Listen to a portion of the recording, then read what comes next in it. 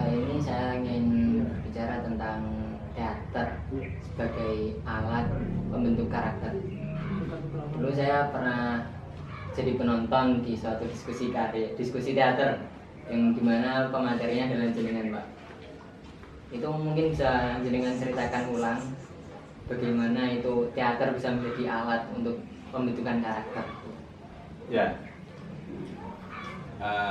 tidak usah disebutkan sejarahnya karena kalau sejarahnya pokoknya begitu masuk Rendra ada satu metode latihan dasar teater dengan teori dari preposition itu, olah batin, olah rasa.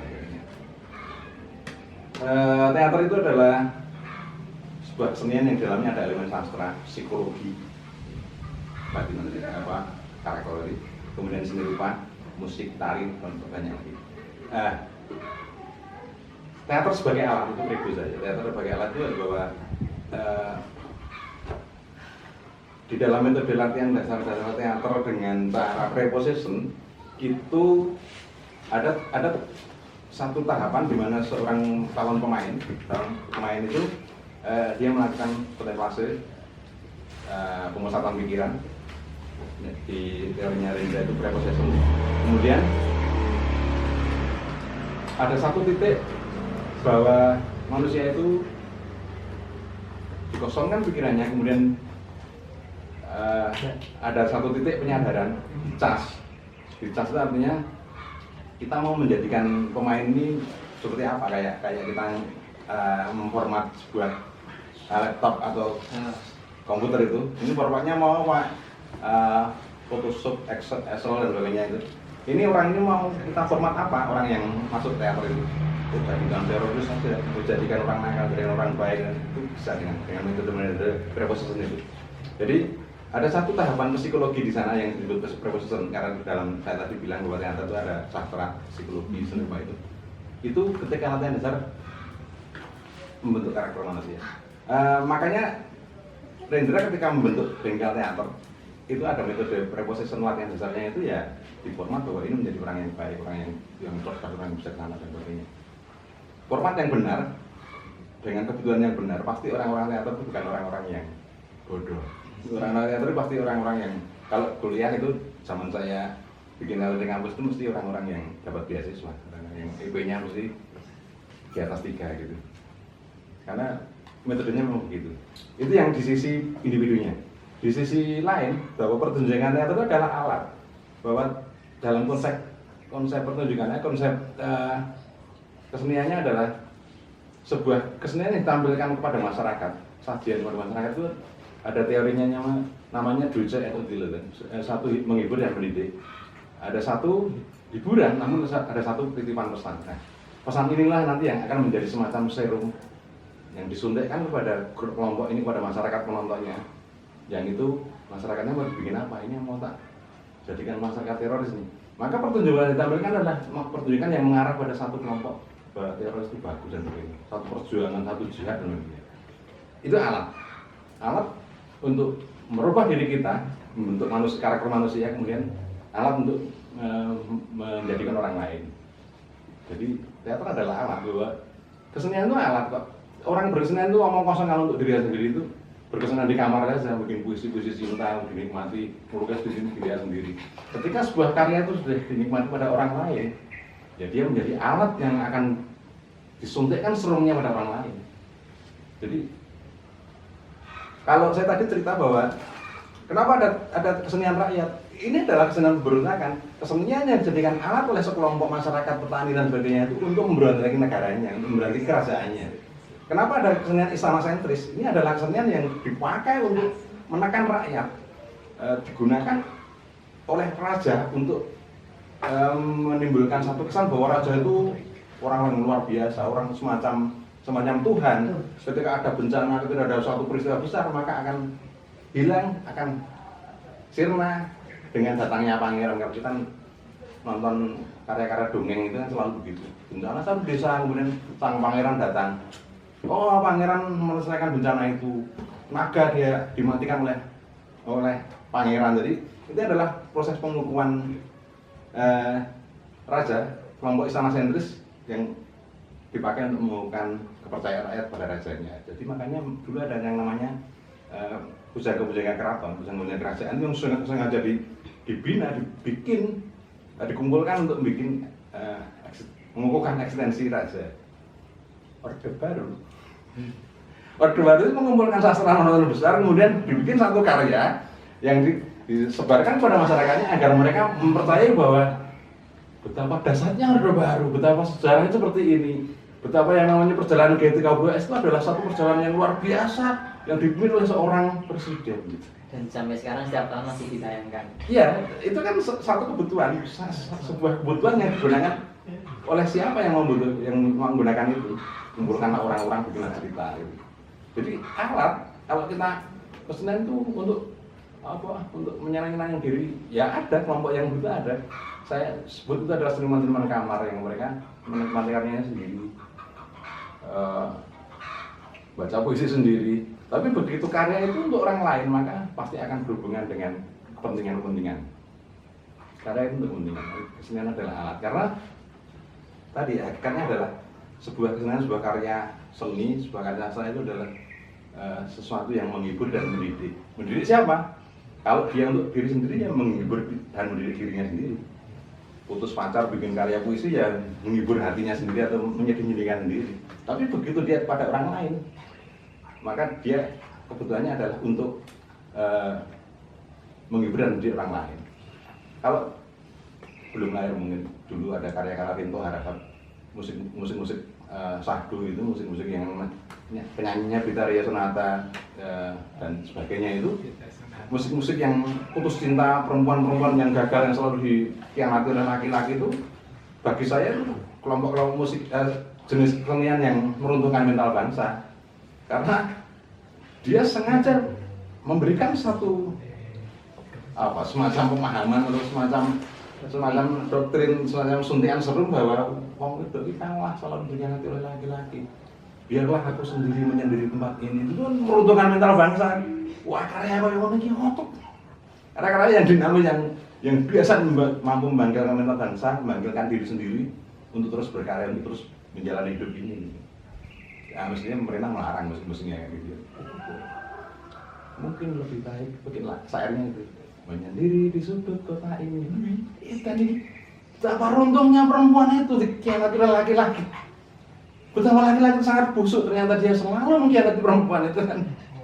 Itu Rinto Harahap dan Supanco dan sebagainya. Senior-senior saya yang bagi saya karyamu itu sangat menyakitkan bangsa ini. Yang berkarya yang baik, yang dulu kan. Saya juga pernah baca dulu itu para buruh itu juga pernah menggunakan teater sebagai metode pemberontakan Ya. Untuk Teater adalah alat, ya betul. Wawo Esti Prabowo, teater di Tangerang, namanya teater buruh gitu. Itu orang-orang yang seperti itu teater adalah alat, bahwa mereka sengaja membuat satu pengorganisasian dengan alatnya teater. Jadi orang berkumpul itu seakan berkesenian. Kumpul-kumpul berkesenian, kesenian. Tidak, mereka sedang si Wawo dan teman-teman sedang mengajarkan sesuatu bagaimana pemberdayaan masyarakat, bagaimana melawan penindasan akan kebijakan-kebijakan buruh, melawan perusahaannya, melawan pemerintahannya gitu. Alat untuk mengorganisasi, kemudian goal dari organisasi sebuah pertunjukan yang nanti fungsinya untuk menyerang, untuk memberi pemahaman pada masyarakat, pada buruhnya sendiri, pada melawan pendidikan. Metode seperti ini menurut saya, kalau saya pilih ngomong politik, ini adalah lekar. Lembaga kebudayaan rakyatnya PKI yang mampu, yang berhasil seperti itu PKI itu, yang biasa mengorganisasi rakyat, kemudian kumpulkan menjadi satu kesatuan buah-buahan korporasi, tapi sebenarnya adalah alat organisasi yang goalnya nanti pertunjukannya adalah pertunjukan yang berpihak pada mereka. Jadi pasti ada pesan yang terselubung di sana. Saya bikin teater, tapi saya ngomong teaternya para pekerja seks komersial, teaternya pekerja rumah tangga, ada 100 PRT dan PSK itu alat saya mengorganisir PSK dan PRT yang kemudian goalnya apa? Goalnya adalah undang-undang pekerja rumah tangga yang sampai sekarang belum goal, masih digodok di DPR. Jadi saya mengorganisasi para pekerja rumah tangga agar pemerintah, agar owner, pengguna jasa PRT ini paham bahwa ketika mereka menggunakan jasa para pekerja rumah tangga ini ya tempatkan mereka posisinya pada bekerja, sebagai pekerja, bukan sebagai pembantu bagian dari rumah yang bisa dipekerjakan 24 jam tapi gajinya seenaknya. Itu. Kemudian itu Pak, di masyarakat yang saya tahu itu banyak orang berstigma orang-orang teater tuh nakal-nakal, yang masuk teater tuh orang-orang yang nakal, suka bolos sekolah dan lain-lain. Itu bagaimana Pak? Ya itu saya alami juga. Karena leluhur teater di Indonesia itu kan juga sudah menamainya dengan itu kan.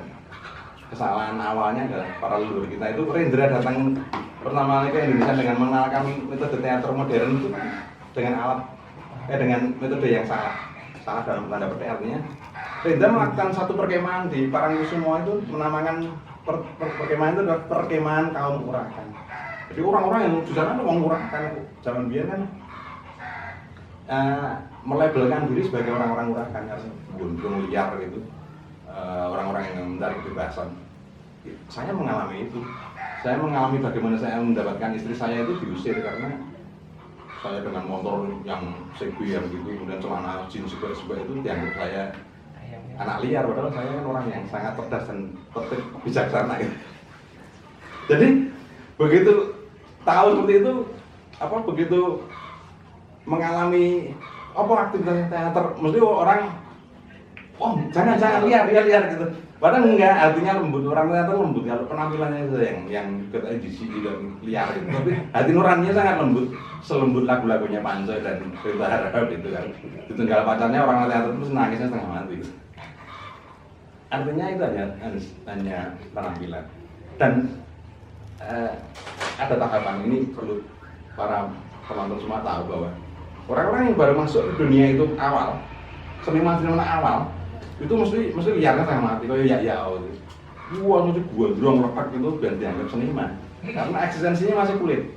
Begitu masuk ke dalam, begitu dia sudah masuk ke dalam bahwa ajaran-ajaran di dalam, maka dia akan biasa. Kalau saya orang drama, orang teater, orang film, saya akan sering juga main di sinetron itu. Kalau saya berpenampilan gondrong kemudian liar itu akan sulit mendapatkan peran, karena kalau perannya itu menuntut saya harus menjadi direktur, direktur itu gondrong.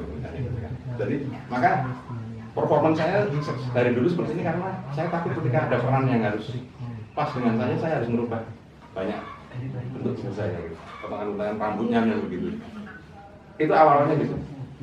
Sudah yakin lah orang teater maksudnya Eropa, awal-awalnya mesti masuk ke dunia pertama itu mesti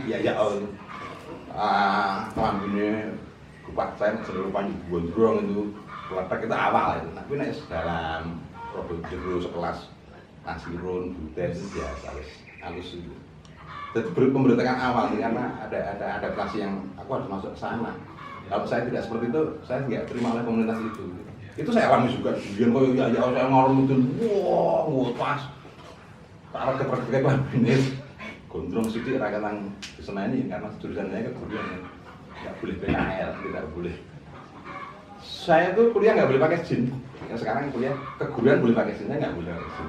Kalau kamu pakai celana jin ya keluar dari jurusan keguruan. Saya nggak kuliah, saya boleh kuliah senang. Saya mau kuliah aja senang kok. Kalau metu dosennya ya metu. Jadi itu kulit biasanya. Banyak asumsi orang tua, terutama bagi para penonton yang laki-laki, nanti kalau ketemu calon mertuanya harus merubah penampilannya. Orang tua tidak akan mau menerima calon menantunya itu koyo ngono. Wah, saya teater Pak. Saya orang yang sangat memahami kesenian panggung. Ngomong kosong, ngomong tua mereka nggak mau. Tidak mau anak saya akan kamu terlantarkan pasti gitu. Orang tua, mertua itu pengennya calon menantunya orang-orang yang tertib. Nah, saat itulah bermain teater di depan para calon mertua kita, bermain teater sopan gitu ya, tidak gitu. Rakyat ini itu jadi kadang bermain teater tidak sempat dalam kehidupan sehari-hari. Bermain teater dari di panggungnya. Tidak di panggung, teater saya tidak di panggung. Saya kalau ini ketemu dengan teman-teman berteater di rumah kan berbeda.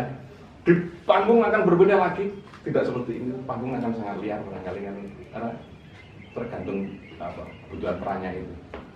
Tapi tidak semuanya saya diri yang sungguhnya tidak ada di mana-mana. Nah, aku pakai inilah. Itu benar berteater, bermain drama kan. Ketika saya kumpul dengan teman-teman Sanggar Pangong, yo koyo saya harus berpenampilan orang yang sok-sok akademis, sok-sok ilmiah pembicaraannya biar mereka pada percaya gitu kan. Teater. Oke gitu. Kemudian saya pernah baca itu ada teater tanpa penonton. Konsep teater tanpa penonton itu seperti apa? Ya, perjalanan teater di dunia itu kan banyak sekali. Ada satu buku teater garda depan yang saya terjemahnya Profesor Yudi Aryan itu baca itu bahwa di luar Indonesia sana pergerakan teater itu sangat luar biasa. Ada Peter Brook, ada tokoh-tokoh teater yang namanya, kalau yang kita saya anut itu biasanya Bertolak Brecht, teater kerakyatan dulu kayaknya itu. Kemudian ada Peter Brook, ada banyak tokoh yang ada teater buruh, ada teater tanpa penonton, ada teater pemberdayaan, banyak puluhan jenisnya. Nah, teater tanpa penonton, saya mencoba baca buku itu. Oh, apa sih maksudnya teater tanpa penonton? Ternyata di sana adalah penonton itu adalah bagian dari pemain. Penontonnya banyak, bukan berarti kita bermain teater di dunia yang sepi, ramah penonton, enggak, penontonnya banyak, ratusan ribuan gitu, ratusan bahkan ribuan. Tapi mereka dianggap bukan penonton, mereka adalah pemain. Karena apa? Para penonton ikut bermain di dalam pertunjukan ini. Pertunjukan yang ada di depannya itu, mereka ikut berbicara. Misalnya, wah tidak menarik itu. Kemudian pemain yang ada dalam panggung, arena itu ikut ngomong, loh tidak menarik seperti apa? Ada dialog antara pemain dan penonton ini. Posisi penonton sudah tidak menjadi penonton, dia sudah menjadi pemain. Artinya seluruh ada yang di sini adalah pemain. Itu teater yang menonton. Namun ketika saya balik ke kesenian tradisi kita, tak cari dan apa yang dilakukan oleh teman-teman yang di barat ngomong kosong itu. Ternyata teater kita Lenong itu adalah teater tanpa penonton karena penontonnya udah ngomong, ayo bang, nggak asik bang, nggak asik kenapa itu? Itu teater nonton, jadi seakan mereka konsepnya ya, tapi sajane di dalam negeri ini sudah memiliki itu. Lenong, Toprak Lesung, Mamanda Rande itu adalah teater rakyat yang teater penonton, karena penontonnya ikut bermain di sana. Teater.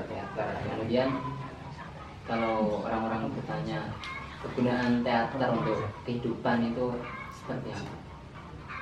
Gambaran umumnya. Ya, karena teater itu saya tadi bahwa teater adalah alat, makanya kegunaannya tergantung kita mau menggunakan apa. Pertama, kalau itu untuk baik-baik, merubah budi pekerti, membentuk budi pekerti.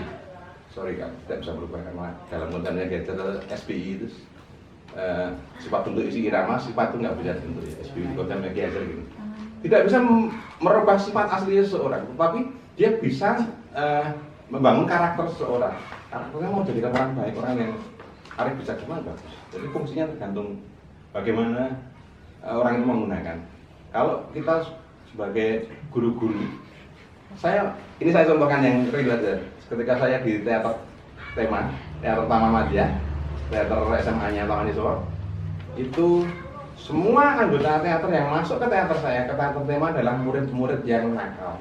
Jadi Pak Kepala Sekolah itu sengaja memilih murid-murid yang nakal, yang mau dipecat, dikumpulkan, dimasukkan teater dulu. Jadi ketika nanti guru teater sudah angkat tangan, saya tidak bisa lagi mendidik orang ini Pak, maka orang itu murid dipecat. Jadi tahapannya, ada murid nakal, orang tuanya diundang, Bapak Ibu mohon maaf, ini anak Bapak Ibu sudah tidak bisa kami bina lagi di sekolah. Mesti orang tuanya enggak, jangan Pak, tolong diberikan kesempatan. Disitulah dikasihkan ke guru teater saya. Disitu lab itu, begal dia hancur, tak mengeluarkan mentalnya, wong sing tukang nakal kaya ngopo mabukan kaya mot, hancurkan gitu. Jeleng. Sampai tahapan pertama setelah preposition dia pasti pulang minta ampun orang tua, mencium kaki dan tangan orang tua, kemudian dia masuk ke teater. Kita tahu kan, soalan pertamanya adalah eksistensi. Orang-orang yang nakal ini adalah orang yang tidak tahu, yang kepengen eksistensi dari orang. Dia akan mercon di sekolah itu karena dia ingin tahu bahwa aku orang yang berani, orang yang krisis eksistensi. Maka ketika masuk ke teater saya, teater tema itu, dia tergantung posisinya, dia paling nakal berarti kamu tak jadikan pimpro. Kalau dia bisa main teater ya oh kamu peran utama. Persoalan apa elek itu urusan Gary nanti kan bisa juga gembleng. Dan ketika dia jadi pimpinan produksi, saya nggak tahu apa Pak, wes jadi pimpro. Kamu tak gantiin. Ketika dia jadi pimpinan produksi dia tahu bahwa ternyata punya kemampuan, ternyata ekstensi itu diakui orang, ternyata orang bisa menghargai saya tidak dengan kenakalan saya, tapi dengan kemampuan saya menjadi manage sebuah organisasi itu. Maka ketika misalnya saya lomba festival teater SLTA juara itu, yang saya suruh nyerahkan piala kepala sekolah dalam satu upacara sekolah itu orang yang paling nakal. Serahkan piala ini dalam kita setel dengan kepala sekolahnya, Pak nanti ada seragam ya terima hadiah yang akan diserahkan oleh si A gitu. Itu orang paling nakal di sekolah ini. Tapi dia sudah menjadi pimpinan produksi dan berhasil membawa grup ini menjadi juara. Beberapa orang-orang satu sekolah tepuk tangan yang luar biasa karena orang yang kemarin tidak berarti apa-apa, orang yang sangat nakal. Wedange gurune dombe, gurune agak mulang nyumet mercon yang gurine itu saya alami itu. Nulis di papan tulis itu tahu-tahu bilang, "Wah." Kita sedang acara pintunya dibuka ini dia naik sepeda naik kelas. Halo Pak, gitu.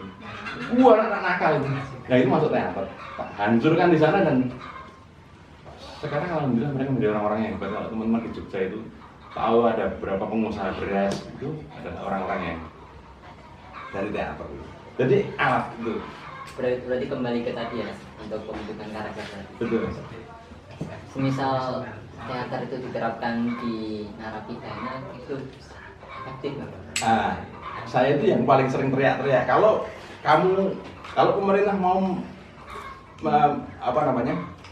mantan teroris yang sudah dihukum narapidana, narkoba dan sebagainya sudah masuk lapas, kemudian mereka ingin kembali ke masyarakat, alatnya teater.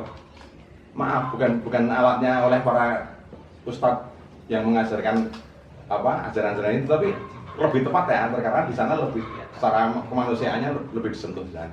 Dengan metode teater akan dasar. Tapi kan para pemegang kebijakan ini nggak memahami bahwa teater itu sebagai alat yang luar biasa yang bisa membentuk seseorang, bisa mengubah perilaku seseorang yang sangat luar biasa. Alatnya teater kalau mau kelompok-kelompok teroris itu ada kan? Kemudian dia selama menjalani hukuman dilakukan semacam terapi itu, alatnya hanya teater. Teater ini pernah digunakan oleh beberapa kawan di beberapa tempat yang seperti itu, yang mereka segerombolan orang-orang, cuman tidak dalam satu frame pemerintahan, sekelompok orang yang pengen ada satu perubahan, kita gunakan itu. Metodenya preposition, kemudian latihan-latihan pemeranan, latihan sampai ke pentas. Itu jadi sebenarnya dasar sekali, tapi sayang para pemegang kebijakan ini nggak paham. Teater ngerti ini mau pentas yang panggung. Bahwa pentas di panggung itu hanya bagian dari kecil dari perjalanan teater. Perjalanan yang sesungguhnya adalah proses teater di sanggar-sanggar ini, latihan sehari-hari, model-model latihan dasar itu yang bisa membentuk karakternya. Bukan latihan di panggung atau pentas di panggung. Proses lebih penting daripada hasil. Hasil itu kan di panggung. Hasil menunjukkan teater, dasar teater, sanggar kamu pentas bagus. Itu bagian kecil. Proses paling besar adalah ketika kita ngancu di sanggar ini. Itu prosesnya. Saya lebih menghargai proses. Kalau pentas membuat sebuah pertunjukan menarik, enak ditonton itu gampang banget. Itu sangat gampang. Tapi itu kan bagi saya kepentingan yang nomor sekian yang paling penting sekarang adalah bagaimana membangun mental dan karakter orang-orang yang terlibat di sini. Kalau tadi kan pembentukan karakter bagi para pemain. Kalau bagi para penonton itu apakah ada hal-hal yang bisa didapatkan dari pertunjukan teater? Ya, Orde Baru itu selalu menyeleksi naskahnya, yang ditampilkan. Mereka karena para penguasa Orde Baru meyakini bahwa orang nonton pertunjukan teater, orang nonton pembacaan puisi di panggung itu, kalau dilalah teaternya itu teater pergerakan, teater yang akan melakukan aksi demonstrasi. Selesai nonton pertunjukan itu mereka percaya akan mendemo, akan merevolusi pemerintah. Mereka percaya itu. Saya tidak mempercayai itu.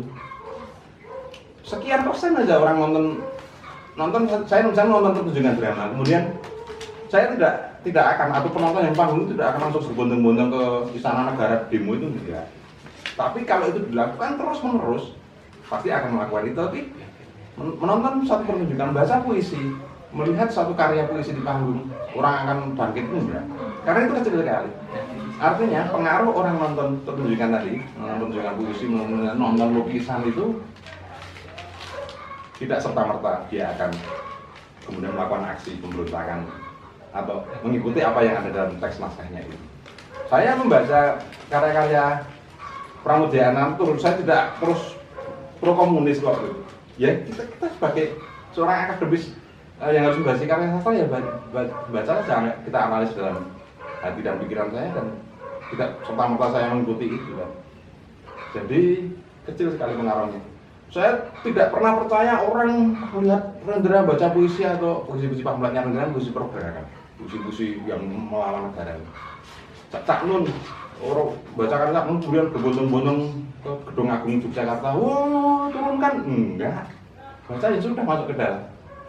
Hatinya ada sesuatu yang mengganjal hati dan pikirannya, iya, tapi itu tidak serta-merta saat itu juga. Kecil, itu kecil sekali. Tapi kalau itu kecil itu kalau dilakukan terus menjadi satu yang besar, menjadi kekuatan. Kalau kita bicara teater memang nggak ada habis-habisnya ya Pak. Sangat panjang dan cukup multi tafsir mungkin. Saya ingin bertanya Pak, bagaimana pandangan Bapak tentang teater di 2045, 100 tahun setelah kemerdekaan? Kan mungkin digitalisasi akan lebih besar, kemudian akan banyak robot-robot, mungkin komputer dan lain-lain. Dan saya merasa di situ hal-hal yang berbau kesenian, kemudian perasaan itu akan semakin langka. Pandangan Bapak seperti apa? Ya, pertama saya orang yang paling tidak suka memprediksi karena ke depan itu urusan Gusti Allah. Oh ya. Tapi kalau saya melihat perkembangan perjalanan kesenian itu kan selalu ada perubahan-perubahan yang luar biasa. Teater pertama kali yang ada di Yunani itu bukan sebuah pertunjukan teater, tapi adalah pemujaan, semacam orang-orang melakukan ritual agama. Ritual agama, kemudian kok menarik ditonton ya, akhirnya bikin tiruan kayak ritual agama. Kemudian di dalamnya dimasukin cerita. Kalau di lokal kita misalnya ritual agama itu misalnya tarik kecak. Kita nonton tarik kecak itu ritual agama. Itu orang nonton loh menarik. Itu menarik. Kemudian di dalamnya dikasih cerita. Ada opo lah ceritanya, ada tokoh-tokoh di sana, kemudian di luar itu lingkarannya cocok gitu. Nah, pada perkembangan sampai sekarang teater menjadi sebuah pertunjukan yang ada alur ceritanya yang bisa dinikmati oleh banyak orang. Yang menjadi bahwa teater sebuah tiruan kehidupan. Kedepannya, saya membayangkan teater tidak lagi sebuah peristiwa di panggung. Dulu adalah peristiwa di altar pemujaan, di area pemujaan, perkembangannya berpindah ke panggung proscenium, panggung pendopo dan panggung arena. Kedepan teater sudah tidak lagi ada di panggung-panggung. Panggung kesenian menjadi ruang-ruang kosong yang tidak orang melakukan satu pertunjukan. Tetapi teater berimbas ke rumah-rumah, di dalam rumah ini. Semua dilakukan di dalam rumah karena sudah diganti dengan alat-alat. Mata penonton diwakili oleh alat yang ada di depan ini, kamera-kamera. Nah, persoalannya arti teater itu kan panggung sebenarnya.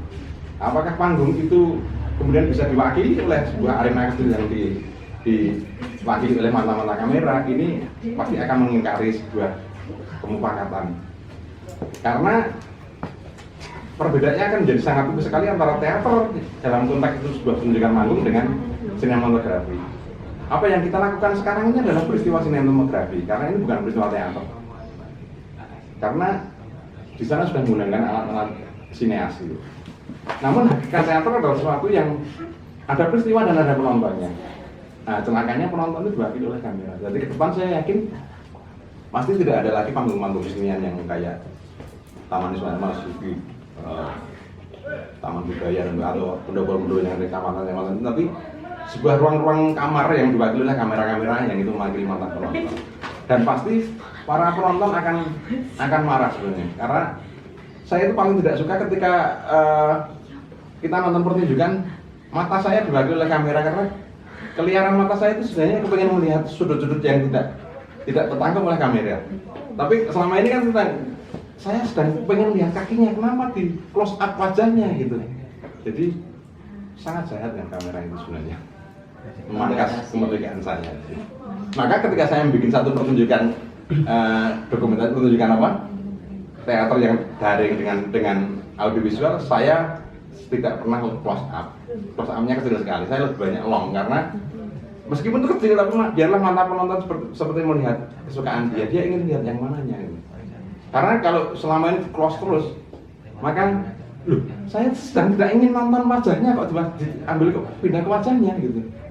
Ini kejahatan yang luar biasa bagi kemerdekaan, kita berapresiasi. Dan perasaannya pun beda ya Pak, melihat langsung Beda. dan Emosionalnya beda, pemainnya akan merasa beda, penontonnya juga beda. Ketika kita nonton pertunjukan langsung di sebuah panggung, itu kita ada di dalam sana, kita seakan ikut terlibat di sana. Tapi ketika diwakili oleh kamera dalam layar kotak ini kan kita bisa kemana-mana. Nonton pertunjukan dengan seenaknya bisa sambil goreng kacang terus nanti nonton lagi gitu.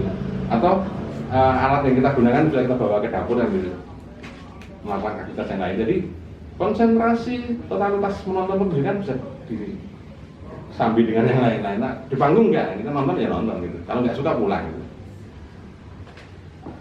tarik kecak tadi Pak. Berarti teater itu sebenarnya sudah ada sangat lama di unsur-unsur ritual keagamaan Ya. kita ya. Di Yunani, sejarahnya kan teater itu pemujaan di Yunani, teatron namanya. Teater itu namanya istilah panggung. Di satu arena pertunjukan, arena yang dipakai untuk pemujaan. Jadi teater itu adalah ritual sebenarnya, bukan sebuah pertunjukan drama. Dalam sebuah ritual itu tiba-tiba dimunculkan cerita, perlahan-lahan dimunculkan cerita. Sampai pada perkembangannya justru ritualnya itu dihilangkan, yang ada adalah ceritanya.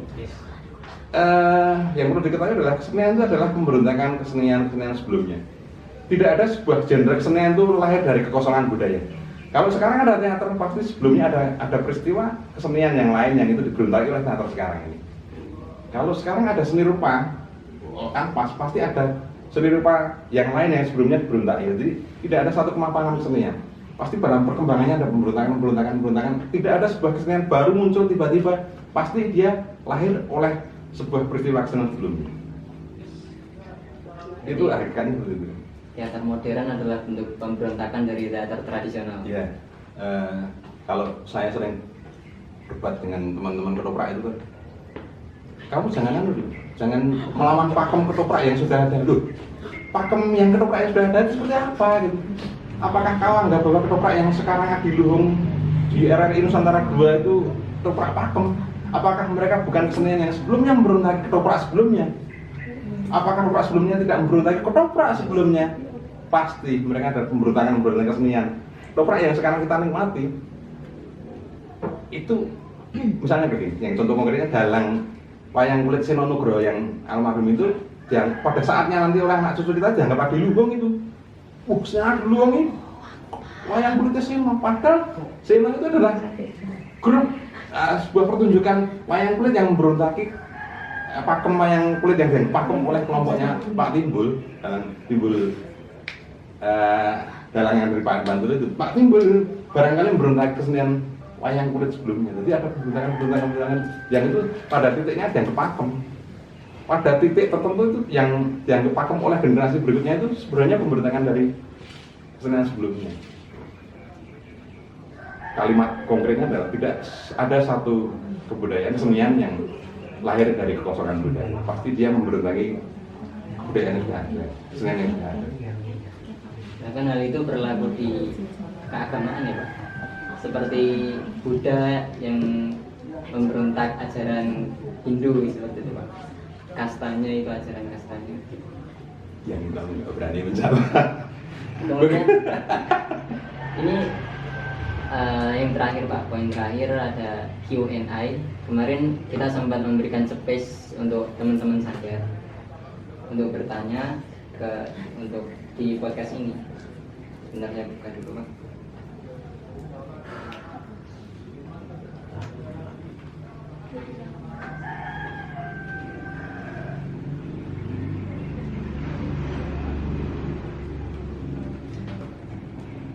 Yang pertama ada dari Mas Sakti Oranyeni, akun Instagramnya. Dia bertanya cara melatih ekspresi wajah seperti apa? Nah, kalau di dalam teater modern, saya sebut modern karena di perjalanan teater itu ada tahapan orang berlatih ekspresi, latihan membaca, latihan komposisi dan sebagainya.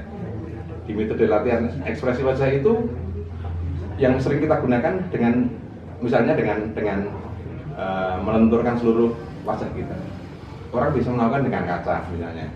Kaca kemudian kita melihat dengan sendiri. Kita lihat bagaimana kita contoh kecilnya tersenyum, sedih, gembira. Beberapa pilihan-pilihan karakternya orang yang sedih seperti apa kita lihat sendiri. Atau bisa dengan berpasangan satu orang dengan satu orang, kita lihat instruksinya tolong ekspresikan sedih gitu. Satu orang yang menginstruksikan ini kemudian lihat sambil mengapresiasi kurang sedih. Atau kalau sedih kelas A, kelas B, kelas C, orang-orang yang sedih biasa, sedih ya. Saya pandang langsung sedih, sangat total sedih sampai orang tidak bisa lagi keluar air matanya, itu sangat sedih tapi dari dalam. Jadi latihan metode ini latihannya dengan melenturkan seluruh sendi-sendi urat-urat wajah kita, mata, kuping, telinga, hidung. Sedih itu kalau kita nonton film itu ketika close up kita akan tahu dia hanya menggerakkan satu hidungnya atau bibirnya, itu kita tahu bahwa dia sedang sedih sedikit saja dengan satu gerakan yang ada di wajah kita itu sudah kelihatan sedih. Terus gembiranya dari dalam itu tidak akan terlihat ketika di panggung. Jadi ketika di dalam kamera akan close up itu akan melihat oh dia sedih. Atau oleh seorang pemain yang gagal, ini sesi ini adalah bagian sedih, tapi kenapa dia gembira meskipun tidak muncul ekspresi wajahnya, mulutnya guyu kan ini, kalau kesedihan ini. Tapi ada satu tarikan kecil, loh itu gembira. Oh dia bermain tidak dengan rasa, dia bermain dengan dasar. Orang bermain teater memerankan sebuah naskah, memerankan sebuah peran itu kalau orang dulu itu bilang dengan proses dari dalam, bukan secara teknis. Saya bisa bermain secara teknis sedih, tapi dari rasa keluar dari dalam, bukan secara teknis, hanya menggerakkan ini medun tadi sedih, ini nanti guyu, terus khawatir, gembira, gelisah, itu tidak dengan itu, tapi dari dalam. Maka yang namanya metode preposition itu adalah menggerakkan satu gerakan-gerakan ekspresi baik gestur tangan, tubuh seluruhnya atau ekspresi wajah itu dari dalam. Bermain teater itu dengan metode preposition itu menggerakkan dari dalam, bukan teknis. Berbeda ya, dari teknis itu kita sedih, tapi tidak dari dalam. Kroso akan nampak sekali ke orang melihat bahwa dia bermain tidak dari dalam. Orang rasa konjero, tapi dia bermain secara teknis. Orang-orang yang sudah melakukan metode preposition ini akan tahu, oh dia bermain teknis itu. Meskipun kelihatan sedih tapi tidak sedih. Akhirnya penonton tidak terbawa ke sana karena ya, dia bermain hanya teknis kok. Jadi kekuatan metode preposition itu. Kalau yang kayak di film-film di sinetron itu hanya teknis atau teknis. Saya nggak mau nonton sinetron itu karena mereka bermain teknis. Bagaimana tidak teknis mereka dalam satu hari bisa syuting 5 judul, 4 judul gitu, dan peran gitu. Meskipun perannya sama, misalnya anak muda yang kaya raya yang sedang menjadi jahat, karenanya gitu, oh, perempuan yang sedang sedih karena ditinggal selingkuh laki-lakinya, itu kan kayak tidak gitu. Tapi mereka sangat bermain tadi bagaimana akan bisa menguasai karakter sebuah lakon itu, karena orang bermain di film itu kan dia datang ke lokasi tidak tahu ceritanya apa kan, kasih naskah gitu, baca bentar, setengah jam itu langsung main. Bagaimana menguasai orang bermain teater, kalau sanggar-sanggar teater akan masuk ke panggung besar itu kan 3 bulan ya prosesnya. Dia latihan terus perubahan karakter dalam satu peran itu baru bisa nyampe ngambil rasa dari dalam kan. Bagaimana seorang yang baru pindah peran ke sana kemudian pindah lagi ke studi lain, PH yang lain, kemudian ganti cerita dia main lagi, nah gitu kan omong kosong gitu. Karena industri kan. Ibu-ibu rumah tangga menikmati itu dengan enjoy karena banyak ibu yang tidak mempelajari metode preposition, akhirnya antara peran teknis dengan peran rasa dari dalam itu nggak tahu, sedih kayak gitu. Lalu ketika saya nonton, wah ngopo tuh main ini saya enak gitu. Bahkan ketika dia diperan untuk nangis, saking tidak dengan rosonya, saking teknisnya itu teknis menangis itu diberikan dengan tetesan air mata oleh krunya. Nangis kasih tetes, cut sebentar ya kasih tetesan. Padahal orang-orang teater itu bermain tangis itu ya kalau anggur roso itu kan jadi keluar sendiri air matanya. Metodenya kan ada metode refleksi imajinasi kalau di representasi. Kalau kita sedih di teater di panggung itu yang kita tinggal merefleksi aja bahwa kita pernah menerima peristiwa kesedihan yang kita bawa sekarang. Ada teknisnya yang secara kilat bisa, tapi kalau dalam satu hari 4 judul terus bermain itu omong kosong itu, maka teknis sekali.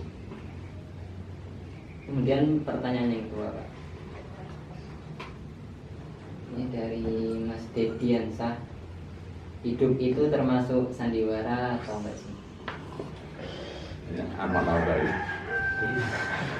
dunia ini panggung sandiwara, kita bersandiwara sebenarnya. Saya ini sedang bersandiwara di depan 3 kamera oleh teman-teman. Saya sedang bersandiwara menjadi narasumber gitu. Oh iya, biar dengar orang, tapi sebenarnya omong kosong. Semua orang itu sandiwara, tergantung kita mau berperan apa. Aku pulang dari sini kemudian berperan menjadi kiai yang alim itu ya saudara saya.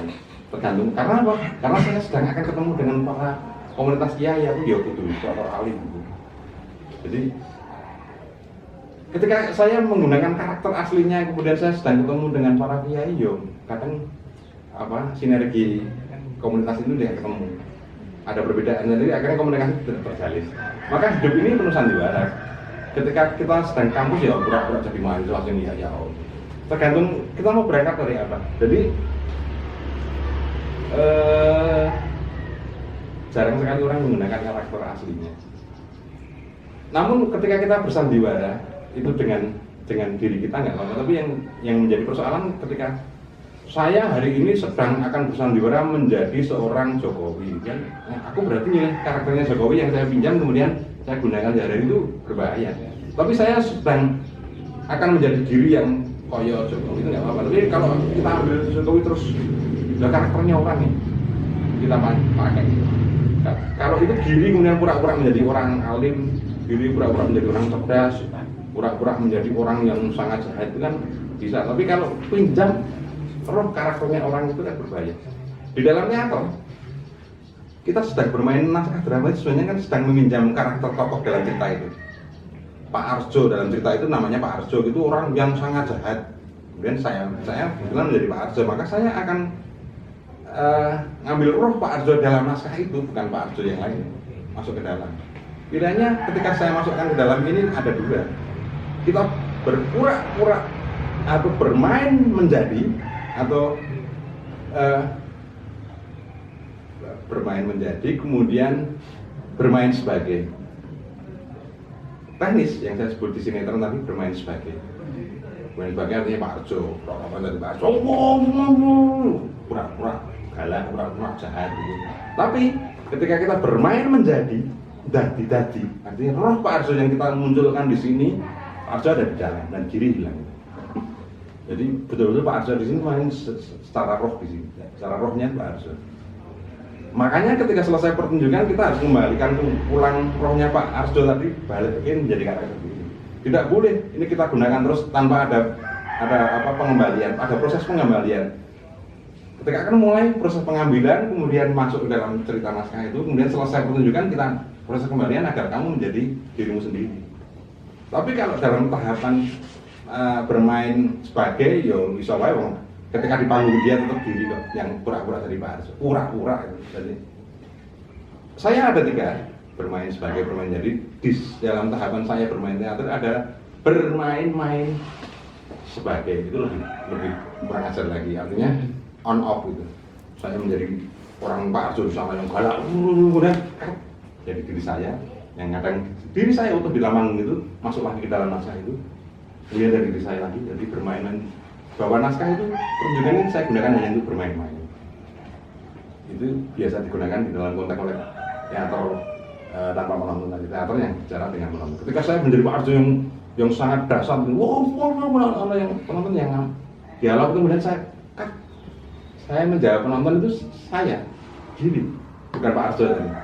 Pak Arjo yang galak, kemudian ada penonton ngomong, enggak, lepas dari karakter Pak Arjo nya kemudian menjadi saya, kemudian masuk lagi ke konteks karakter Pak Arjo. Ini bermain-main menjadi permainan sebagai itu tahapan yang lebih jauh gitu. Itu saya kira kalau kita ngomong panjang lebar jadi tambah mumet mungkin karena itu harus dipraktekkan.